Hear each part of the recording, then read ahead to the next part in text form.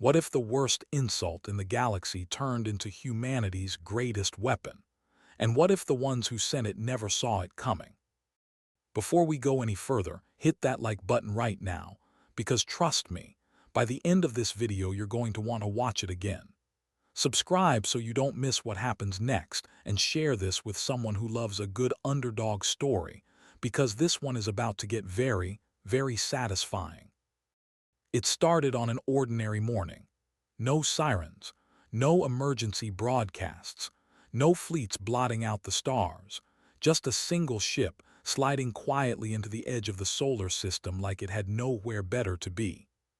For 60 years, humanity had been listening to the galaxy without being heard back.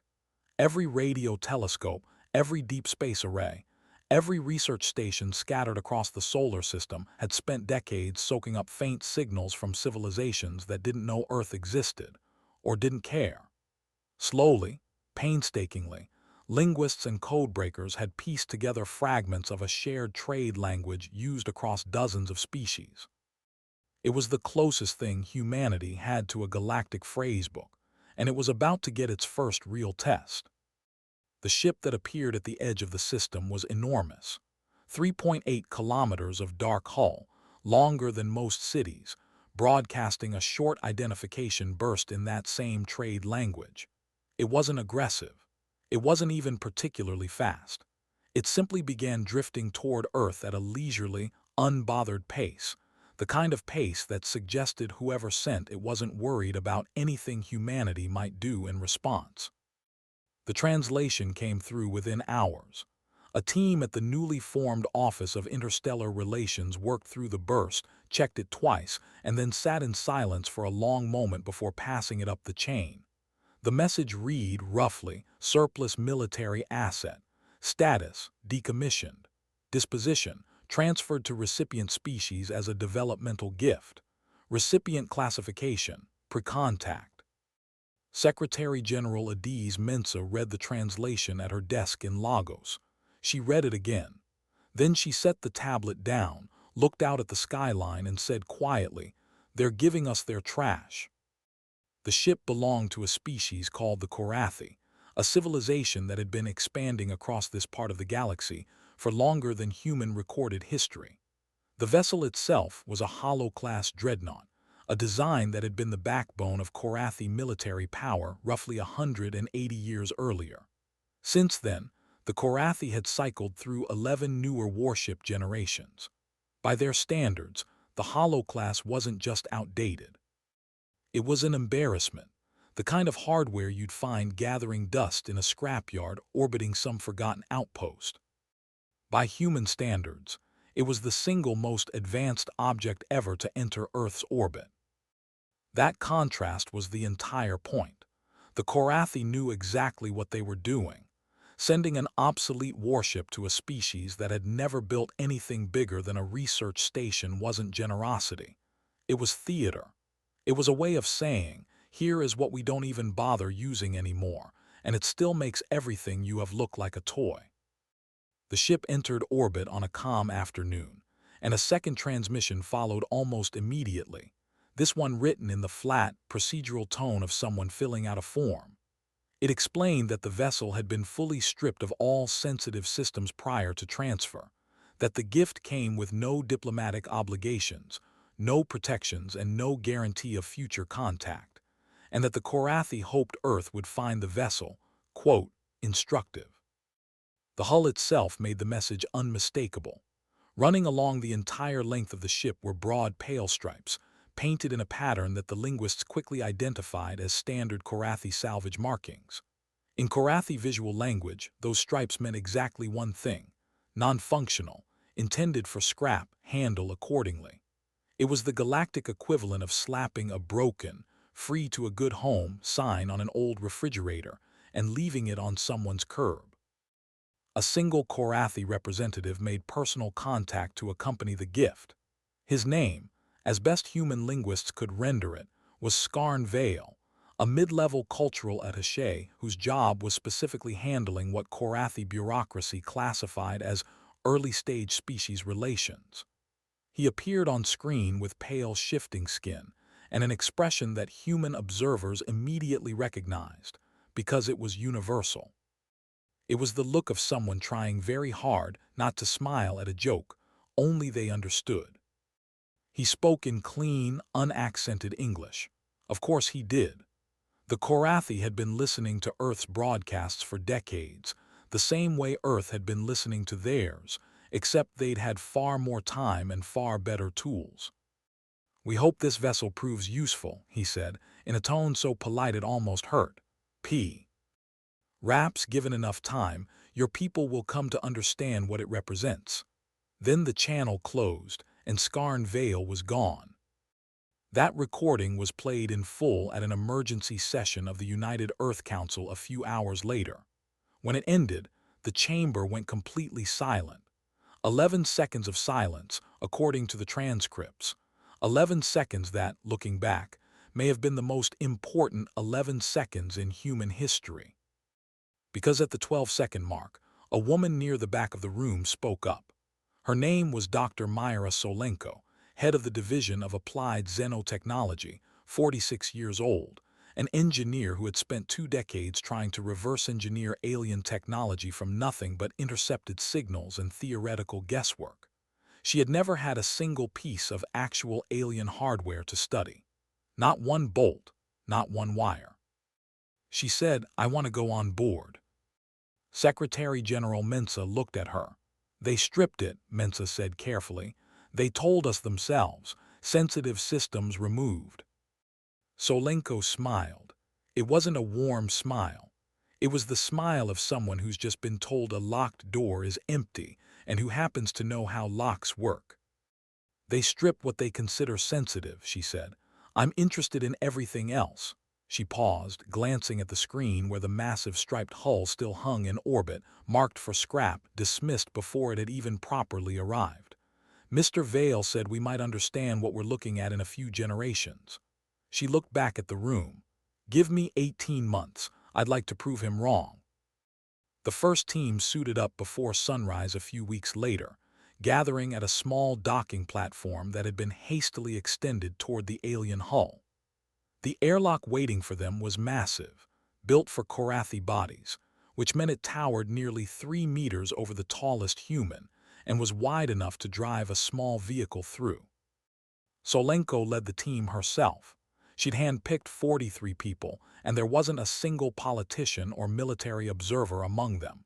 Engineers, physicists, materials scientists, 3 linguists who specialized in machine interfaces, and 1 man nobody had taken seriously for years.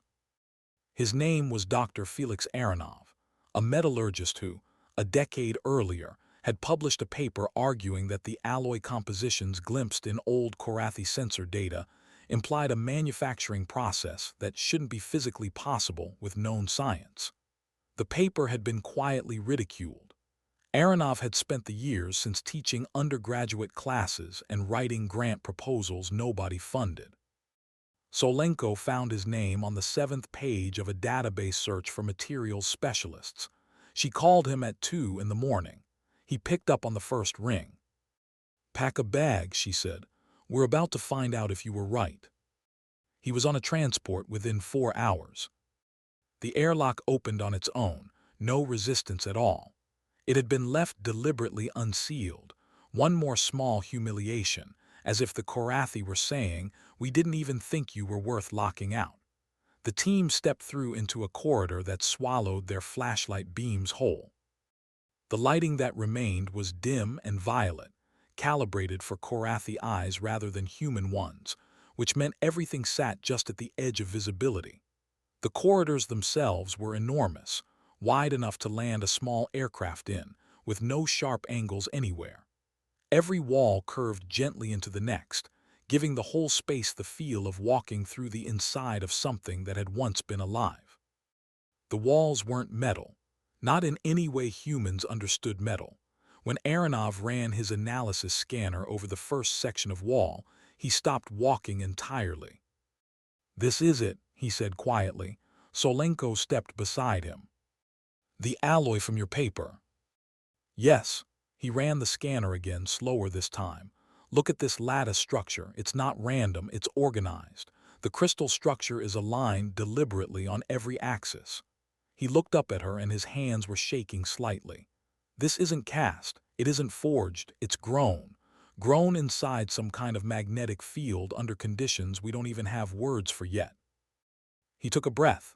This wall, he said, is structural support, radiation shielding, and armor plating, all at once, because the internal structure changes depending on what job that section of the lattice needs to do. He looked at the corridor stretching ahead of them, kilometers of it. They gave this to us because they thought it was worthless. This wall alone represents decades of materials science we don't have. And they were only 4 meters inside the ship. It got better from there. The weapons bays were empty in the sense that the actual weapon emitters, the parts that fired the actual shots, had been removed exactly as promised. But everything around those empty mounting points was still there. The targeting computers were there.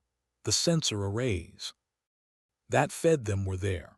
Apparently, to the Kavth, a targeting computer without a gun attached to it wasn't a weapon. It was just furniture. One of the linguists, a young woman named Priya Ramanathan, knelt in front of one of those targeting consoles with a portable interface and years of theoretical Kavth computer language loaded onto a drive. She worked through the handshake protocols for nearly 40 minutes before she looked up, completely calm, and said, "I'm in." Solenko crossed the bay in seconds. "The emitters are gone," Ramanathan said, "but the tracking, the prediction algorithms, the firing sequences for engaging multiple targets at once, all of it is intact, completely intact." She looked up at Solenko. "They only removed the part that goes bang. The brain is all still here." But the discovery that ended every argument about funding was in the drive section. The Kavth had removed the actual reactor cores, the components that converted exotic fuel into raw thrust. Those, presumably, were considered far too advanced to leave lying around. But the surrounding architecture, the magnetic channels that shaped and directed thrust, the systems that compensated for inertia so a ship this size could move like something a fraction of its mass, all of that had been left in place. Not just left, but maintained, cleaned, cared for, even during decommissioning, as if some maintenance crew somewhere had simply done their job out of habit, without anyone above them caring enough to stop them. The team's propulsion specialist was a quiet man named Dr. Renata. Actually, his name was Dr. Thomas Renner, a theoretical physicist who had spent his entire career building mathematical models of faster-than-light drive geometry, based purely on the implications of alien ship movements humanity had observed from a distance. He had never touched real alien hardware in his life. He stood in that drive section for almost 6 minutes without saying a word. Then he sat down on the deck, because his legs simply stopped cooperating. "Dr. Renner," someone asked. "I was right," he said to no one in particular, staring up at the elegant curves of the magnetic channels above him. "About the compensation geometry, about the field shaping, all of it. I was right about all of it." He looked at Solenko. "We don't need to invent any of this from scratch. We just need engines that fit these channels. We can build engines that fit these channels." He swallowed. "We could have something flying inside a year." Solenko looked around the drive section. She looked back toward the weapons bay. She thought about the wall Aronov was still scanning with something close to reverence. And she thought about Scarn Vale's polite, condescending smile. She pulled out her communicator and called the Secretary General directly. "I need a budget," she said, "as close to unlimited as the Council can authorize, and I need it fast. And I need everything we find here kept quiet for as long as possible." There was a pause on the line. How long is as long as possible? Solenko looked around at everything the Kavth hadn't thought was worth protecting. 18 months, she said, maybe less. If you're enjoying this story so far, do me a favor and tap that subscribe button.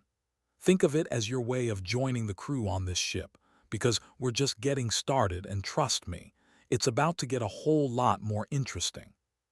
The project never had an official nickname that made it into any government record, but everyone working on it called it the same thing from the very first week: the salvage. It started as a joke, something Aronov said while staring at the strange hybrid engine they were already prototyping. Half-alien architecture and half-human components bolted on with what amounted to engineering duct tape. "That's exactly what this is," he'd said. "We're building something out of garbage." The name stuck, fondly, the way nicknames do when a group of people are building something impossible together and need a way to laugh about it at 3 in the morning. Officially, the program was called the Xenotechnology Recovery Initiative. Nobody on the team ever used that name. To the people inside it, it was the salvage. The ship itself, formally registered by the Council as the UES Pathfinder, got a second name too. The crew that would eventually fly her never stopped calling her the salvage either. She answered to both. The 18-month timeline Solenko had promised was, in hindsight, almost reckless. It was met anyway, through the kind of sustained, grinding effort that breaks people down and occasionally reveals that what's left underneath is stronger than anyone expected. By the third week, Aronov's materials team had cracked enough of the alloy growth process to produce small panels of their own version of the Kavth composite, using modified fusion containment chambers that had originally been built for entirely different research. Their version was rougher. The crystal lattice wasn't as perfectly aligned. By their best estimates, it performed at roughly 60% of the original material's strength. 60% of something 10 times stronger than anything humanity had ever built was still, by a wide margin, the toughest material on Earth. By the second month, Renner's propulsion team had working prototype engines, human-built combustion chambers, running on conventional fusion fuel rather than the exotic matter the Kavth used, fitted into the alien magnetic channels that shaped and guided the thrust. The engines couldn't produce true, faster-than-light travel on their own. But fitted into that alien architecture, the thrust-to-mass ratio the team calculated was so far beyond anything human engineering had ever produced that Renner ran the numbers 3 separate times before he trusted them. The final figure suggested the ship, once finished, would be roughly 7 times faster than any vessel humanity had ever built. That was impressive. It wasn't, however, the discovery that would eventually make Scarn Vale regret his smile. That came in month 4. Ramanathan's team, working with the weapons engineers, had spent months remapping the Kavth targeting and fire control systems designed for weapon emitters that no longer existed, onto a completely different set of weapons that very much did exist. The result was an array of 36 electromagnetic rail cannons, human-designed, human-built, firing dense metal projectiles at speeds north of 20 kilometers per second. Every single shot guided by a targeting computer that could calculate firing solutions for a dozen separate targets faster than a human could blink. One of the weapons engineers, a sharp, soft-spoken officer named Lieutenant Commander Tomi Adami, described it best. "It's an alien brain," she said, "wired into human hands." The metaphor stuck because it was exactly right. The rail cannons could track moving targets, predict evasive maneuvers, account for relativistic drift, and fire across multiple targets almost simultaneously, with an accuracy no human-designed system had ever come close to matching. Then, in month 6, came the incident that nearly ended the entire project before it could finish. A Kavth trade vessel, passing through the outer solar system on a routine commercial route, noticed the activity around the alien hull, the construction lights, the new components being attached, and filed a routine observation report when it returned to Kavth territory. 3 weeks later, a formal message arrived at the Council, written in the same clipped, deceptively polite bureaucratic language as the original gift. It expressed, in essence, concern that Earth's modifications to the decommissioned vessel might exceed what the original transfer terms had anticipated. It noted politely that the Korathi retained certain rights to review the disposition of any decommissioned military asset, should circumstances warrant. Translated honestly, it meant, "We're watching, we're worried, and we want you to know we can stop this if we decide to." Secretary General Mensah brought the message to Solenko personally. Solenko read it twice, set it down, and thought for a long moment. "How long," she asked finally, "would it take the Korathi to actually get a ship here if they decided to act on this?" "Best estimate 3 months, Mensah said. "Worst case maybe 6. Solenko did the math in her head. "Then we have a deadline," she said. "We accelerate everything, cut anything that isn't essential, weapons, drives, and one more system." She paused. "The one that actually makes all of this mean something." "Which system is that?" Mensah asked. Solenko had been sitting on this particular piece of the design for 4 months, waiting until the rest of the ship was far enough along that it would actually be worth discussing. She'd run the simulations dozens of times. She'd talked it through with Aronov, with Renner, with Ramanathan. She hadn't told anyone outside that small circle. She told Mensah now. The Secretary General listened in silence. When Solenko finished, she didn't say anything for a long moment. "Is it actually possible?" she asked finally. "Everything about this project has been possible," Solenko said. "We just needed the right pieces to build it from." She pulled up a schematic on the wall display, a wireframe of the ship's hull, glowing softly in the dim light of the workshop. The Korathi stripped this ship because they assumed the weapons and the engines were the only parts that mattered. They left the skeleton, the nervous system. She traced a line through the diagram with her finger. "What they left behind is a body. We've already given it muscles and we've given it reflexes." She looked at Mensah. "What I've spent the last 4 months working on is the thing that turns a body into a predator." The system she described had no human equivalent, but it had existed in the original Korathi design, present in the ship's structural blueprints even after every active component had been stripped out. It was a passive sensor network, originally intended to give a Hollow-class dreadnought complete awareness of everything happening within roughly 200,000 kilometers in every direction. Every object, every heat signature, every gravitational ripple, tracked in real time. The Korathi had used it, as far as anyone could tell, for one purpose: avoiding fights they couldn't win. It was a system built for running away safely. Solenko's team had spent 4 months figuring out how to wire that same system directly into the new weapons array. "Total awareness," she said, "feeding directly into a fire control system that can engage a dozen targets at once, on a ship fast enough to be anywhere inside that 200,000-kilometer sphere within minutes." She looked at the Secretary General. "The Korathi built a ship that could see everything and run from everything. We just built a ship that can see everything and catch everything." Mensah was quiet for a long moment. "In their old scrap metal," she said slowly. "In their old scrap metal," Solenko agreed. She allowed herself a small, tired smile. "They threw away a knife. We're turning it into something else entirely." The Korathi did not send one ship to find out what humanity had built. A single ship would have been a statement, but only a small one, and the Korathi Compact didn't believe in small statements. When they decided something needed to be addressed, they addressed it with the kind of overwhelming presence that had kept hundreds of smaller civilizations from arguing with them for centuries.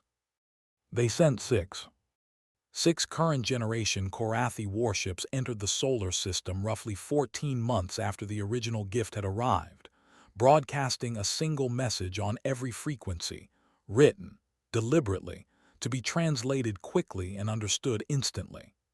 The Korathi Compact, the message stated, was invoking its rights under the salvage transfer agreement. The vessel previously designated as a developmental gift had been modified in ways that exceeded the technological classification of the receiving species, an act considered, under compact law, equivalent to unauthorized military rearmament. The vessel was to be surrendered immediately.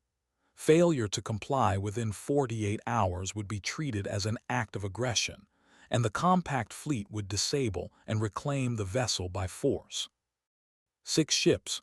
Humanity at the time had no fleet capable of standing against even one current-generation Kavth warship in open combat, let alone 6. By any conventional measure, the math wasn't close.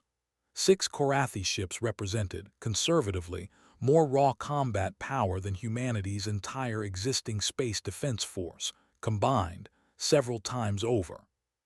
Scarn Vale traveled with the fleet personally. He recorded a private message to Secretary-General Mensa, and his tone had shifted back to the warm, slightly amused voice of someone speaking to a clever child who had gotten into something they shouldn't have, and who was, despite everything, a little bit impressed. "Secretary General," he said, "I want to be honest with you. We underestimated your people. Whatever you've managed to build with that old hull is genuinely impressive, far beyond what we expected. That's a credit to your engineers." A pause. "But I think you understand the position you're in. We cannot allow a developing species to hold military technology beyond its classification level.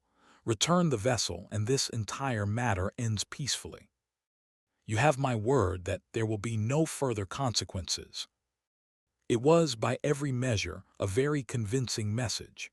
It was also, and this was the part that mattered, built on an assumption the Kavth had made about countless species before, an assumption that had never once been wrong until now.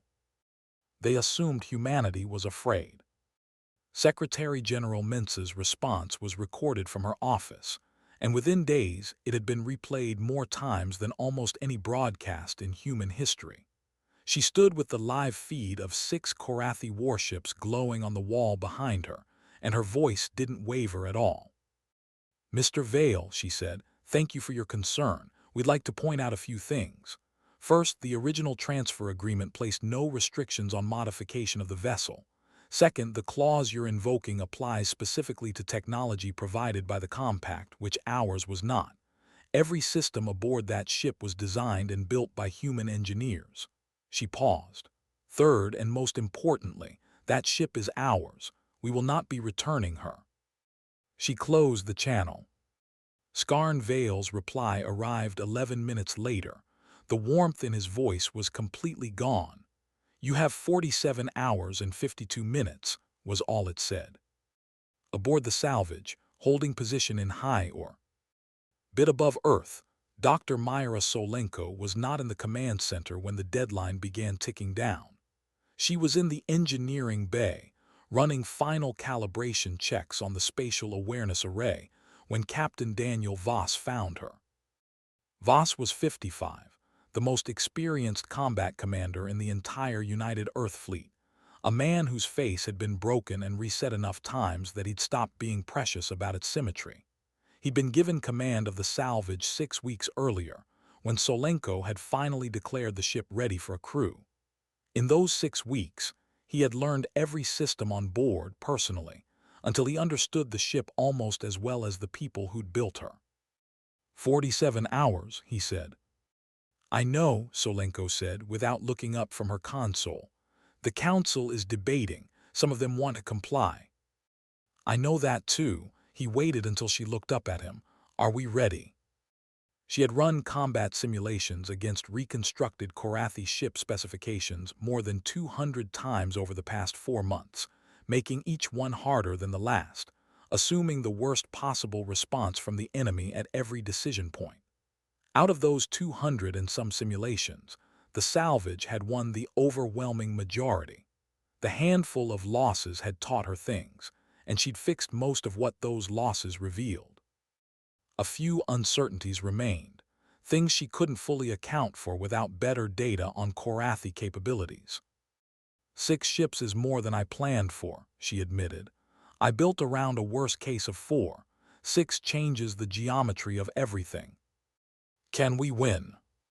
A long pause. Against 4, I'd say yes without much doubt. 5, still very possible. She set down her tool. 6 means we have to fly this ship the way it was never meant to be flown. Aggressive, close, using the speed to stay inside their firing solutions while our sensors keep us outside theirs. Can the crew handle that? The crew is the best group of people I've ever worked with, she said, meeting his eyes. The real question is whether I built a ship good enough for people that good to actually win in. Voss thought about that for a moment. 6 ships, he said slowly. They sent 6 because they expected us to have nothing. He almost smiled. They're already wrong then. He turned to leave, then paused at the door. For what it's worth, he said, I've gone through everything you built into this ship, the targeting, the sensors, the engines. He looked back at her. They threw away a knife. You built something that should never have been possible. Whatever happens out there, you should know that. Solenko watched him go, then went back to her calibrations. 39 hours left. Before we get to what happens next, take a second and share this video with someone who needs a reminder that being underestimated can be the best thing that ever happens to you. And if you haven't already, smash that like button, because the next part of this story is the part you came here for. The 48-hour deadline expired at 4 in the morning, ship's time. At 04:01, the 6 Kavth warships began moving toward Earth in a loose, confident formation, the kind of formation that says we don't expect resistance worth organizing for.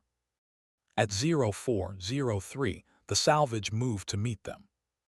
3.8 kilometers of rebuilt, reborn, 180-year-old hull, carrying weapons designed by one civilization, guided by the sensors of another, and crewed by 312 human beings who had volunteered for this mission knowing the real odds, because Captain Voss had personally made sure every single one of them knew exactly what they were flying into. Anyone who needed reassurance that this would be survivable had been quietly given the option to step off. Not one person had taken it. At the weapons station sat Lieutenant Commander Tomi Adami, the officer who had spent 8 months learning the alien targeting system better than anyone else alive. As the 6 Kavth ships came into sensor range, she ran the handshake between the spatial array and the fire control computer, confirmed all 36 rail cannons hot, and watched the targeting system identify, classify, and calculate optimal firing solutions for all 6 contacts in under 3 seconds. All 6 targets acquired, she said, her voice steady. Firing solutions computed and ready. The Kavth opened with what their doctrine called a ranging shot, a single energy pulse fired at the salvage's main hull, calibrated to disable rather than destroy, the standard opening move when dealing with a vessel of inferior classification. It was meant to be a formality. At that range, against a stationary target, it should never have missed. The salvage's sensor array detected the incoming pulse 0.3 of a second before impact. Voss and Solenko had built the response into the ship's reflexes months earlier. The instant the array flagged an incoming weapon, the engines fired a tiny, precise correction burn, just enough to shift the hull 30 meters off its previous position. The pulse missed by a wide margin. On the 6 Kavth ships, there was a pause, roughly 4 seconds long, the Kavth equivalent of a stunned blink. A ranging shot at that range, against a target that hadn't been moving, simply did not miss, except the target was no longer where it had been. Voss didn't wait for them to recover. He took the engines to full output. For the crew, full output from the new hybrid engines felt like roughly twice the pull of Earth's gravity, uncomfortable but completely survivable. From outside, the salvage simply vanished from where it had been and reappeared somewhere else entirely, having crossed nearly 40,000 kilometers in under a minute and a half. When the ship came out of that burn, it was inside the Kavth formation, not at the edge of it, not approaching cautiously from a safe distance. 200 kilometers from the nearest enemy ship, well inside the minimum range at which the larger Kavth weapon systems could fire without risking hits on their own vessels. Kavth combat doctrine assumed that any ship moving inside minimum engagement range was either fleeing or surrendering. In 900 years of recorded compact military history, no species had ever deliberately flown into the middle of a Kavth fleet formation to start a fight. Adami fired. Solenko had spent considerable time thinking about exactly what to target first, working with Renner's understanding of the drive architecture to find the answer. The result was the gravitational stabilizers, the components every Kavth ship carried externally, exposed, essential for high-speed maneuvering. Without them, a Kavth warship simply couldn't move fast enough to fight without tearing its own crew apart from the inertia. In the first 90 seconds, the salvage's rail cannons hit the stabilizers on 3 of the 6 ships. All 3 immediately dropped to crawl speeds, unable to maneuver, effectively removed from the fight without a single one of their own crew being killed. The remaining 3 turned to engage. What followed has since become one of the most studied engagements in human military history. 11 minutes recorded in perfect detail by the salvage's own sensor array, which logged everything within 200,000 kilometers in real time. To anyone reviewing that data afterward, the ship's movements looked almost impossible. A vessel constantly in motion, never where it should be, always closing at exactly the angle that gave Adami a clean shot while keeping the hull just outside the firing arcs of the ships that could still shoot back. Voss flew the salvage the way a fighter uses reach in a knife fight, never standing still, never predictable. The spatial array fed him a constant stream of positions, and he used that information not just to dodge, though he dodged plenty, but to choose. Every movement was a choice. This angle, this distance, this moment, because it gave Adami the shot she needed. The Kavth crews were not incompetent. 9 centuries of doctrine meant something, and the 3 ships that could still maneuver fought hard. But that doctrine had been built entirely around the assumption of superiority, the assumption that they would always be faster, always see further, always dictate the terms of any fight. They had never developed tactics for an enemy that could out-accelerate them, that could see them coming before they fired, and that had chosen, on purpose, to fight from inside their own formation. One ship lost power entirely when 3 rail cannon rounds, traveling at 20 kilometers per second, punched straight through its reactor housing. A second lost its entire weapons array when the salvage executed a maneuver that placed it directly beneath the enemy ship, inside the angle its weapons could physically point, and Adami fired straight up through the gap. The 6th ship, the last one still capable of independent movement, made a choice none of the others had made. It broke formation entirely, turned away from Earth, and began accelerating hard toward the outer system. It was running. Voss tracked it on the sensor display for almost 40 seconds. He glanced at Adami. She looked back at him, the unspoken question clear on her face. He shook his head once. "Let it go," he said quietly. "Let it go home and tell them exactly what happened here." The ship ran. Behind it, 5 Kavth warships drifted in space, disabled, their crews alive and unharmed, contained. The salvage held position between them and Earth, 36 rail cannons warm and ready, having taken not a single hit in the entire engagement. In the engineering bay, watching every readout update in real time, Dr. Myra Solenko placed both hands flat against a section of the original alien hull, the same composite Aronov had once called impossible, and let hers. LF feel, for just a moment, everything she'd been carrying for 18 months. The exhaustion, the fear, the weight of having to believe in something when nobody else had any reason to, and underneath all of that, something else entirely. Pride, quiet, fierce, and permanent. Before we go any further into what happened next, let's pause for one moment. If this story has given you even a little bit of that underdog wins big feeling, drop a comment below telling me which part hit you the hardest. I genuinely want to know, and don't forget to subscribe so you're here for what comes after the battle, because honestly, it might be even better. Scarn Vale's next message arrived 17 hours after the battle ended. This time, it wasn't addressed to the Secretary General. It was addressed directly to Dr. Myra Solenko. The recording was just over 4 minutes long, and for the first 40 seconds of it, Vale said nothing at all. For someone whose entire career had been built on smooth, careful diplomatic language, that silence was its own kind of statement. When he finally spoke, the warmth was gone, but so was the smugness. What replaced it was something quieter, more careful, a person recalculating everything they thought they understood. "I owe you an apology," he said. "Not an official one. That will come through proper channels, worded far more carefully than I'm capable of right now. This is personal." He paused. "I made an assumption about your species that I have made about dozens of species before, and it has never once been wrong. I assumed that what a civilization didn't yet understand, it couldn't yet use." Another pause, longer this time. "I also assumed that a species facing a fleet like ours would be afraid above everything else, and that fear would shape every decision you made." He looked directly into the camera. "Both of those assumptions were wrong. What you built, what your people did with what we considered worthless, that isn't what a frightened species does." He searched for the right word.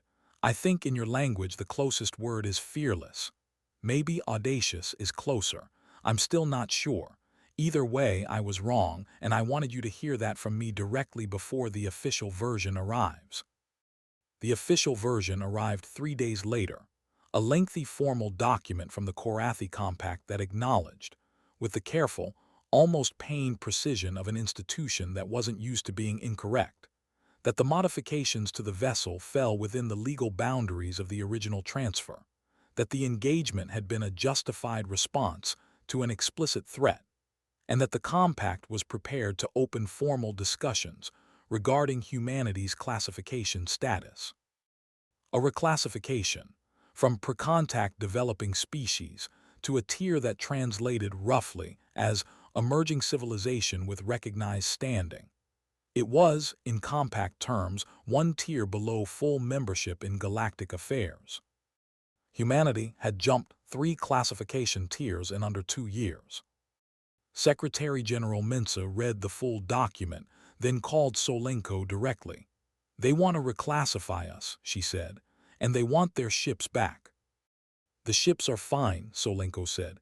"The crews are unharmed. They can have them back." "And the reclassification?" "Accept it," Solenko said immediately, "but ask for something in return." "What?" "Trade access," Solenko said. "Full access to compact materials science archives, specifically the complete manufacturing protocols for that hull alloy." She let that settle for a moment. "We cracked 60% of it ourselves in 18 months, working from a single ship's worth of material. With the full archives, we'll have all of it within 6 months. They know that. Offer to graciously accept the reclassification in exchange for the archive access, and they get to save face publicly, while we get exactly what we actually want."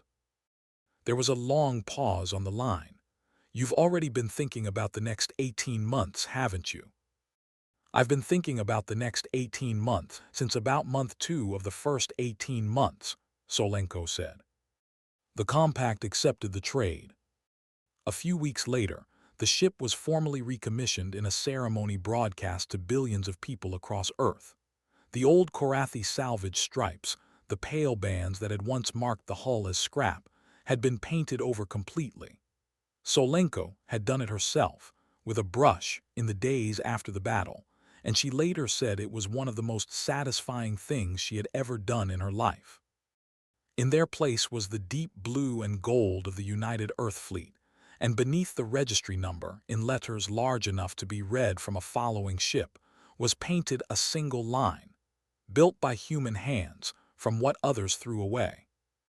At the ceremony, a reporter asked Captain Voss what it had felt like, taking a 180-year-old decommissioned alien hulk into combat against 6 active enemy warships. He thought about it for a moment. "It felt like bringing a knife to a gunfight," he said, and finding out the people who made the knife knew something the gun never did. He glanced across the dock, where Solenko was standing with a cup of coffee in one hand and a tablet in the other, already reading through the first shipment from the Compact's materials archive, barely an hour after the ceremony started. "She made it a sword," Voss said. "I just had the good sense to fly it where it needed to go." If this story has had you hooked this far, you owe it to yourself to like this video right now. Because what we're about to talk about next is the part that actually changes everything, not just for one ship, but for every single person on Earth. In the years that followed the story of that battle spread, the way stories always spread between civilizations, picking up small changes here, extra details there, growing slightly with every retelling. But the core of it never changed, no matter who was telling it or how far it traveled. A species the Compact had written off as too primitive to matter had been handed the galactic equivalent of garbage, as a joke, as a way of putting them in their place without even bothering to think about it twice. And that species had looked at the garbage, taken it apart piece by piece, and built something out of it that the people who threw it away couldn't have imagined in their worst nightmares. What made the story spread wasn't just the battle itself. It was what it represented. For centuries, the Compact's entire approach to less advanced civilizations had been built on a simple, comfortable assumption. A gap in technology was a gap that could never be closed quickly. You could give a developing species your scraps, because by the time they figured out what those scraps actually were, you'd already be a dozen generations ahead again. The gap would always be safe. Humanity hadn't closed that gap by matching the Compact step for step. They'd closed it by doing something the Compact had never seriously considered, taking what was thrown away and rebuilding it from the inside out, combining pieces that were never meant to work together and making something genuinely new out of the wreckage. Not a copy, not an imitation, something original, born out of necessity, urgency, and 18 months of people refusing to sleep because they believed it mattered. The materials archive the Compact handed over didn't just finish the alloy research. It opened the door to entirely new fields of engineering humanity hadn't even known existed as categories. Within 5 years, ships built using that knowledge were faster, tougher, and more capable than anything the original salvage had carried.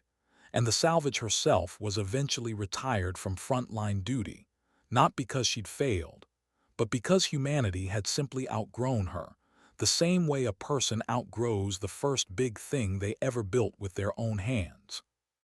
She wasn't scrapped, though. Nobody would have allowed that. Instead, she was permanently docked above Earth, open to the public, and turned into something between a museum and a monument. Visitors could walk those same violet-lit corridors, run their hands along sections of the original alien hull that Aronov had once called impossible, and stand in the same engineering bay where Solenko had pressed her palms against the wall and let herself feel, for one quiet moment, everything she'd been carrying. A small plaque near the entrance told the story simply, without exaggeration, because by that point the story didn't need any. It explained how the ship had arrived, what it had been called, what it had been meant to represent, and what it had become instead. At the bottom, in smaller text, was a line that became, over time, one of the most quoted sentences in human history. "They gave us their garbage. We turned it into a warning."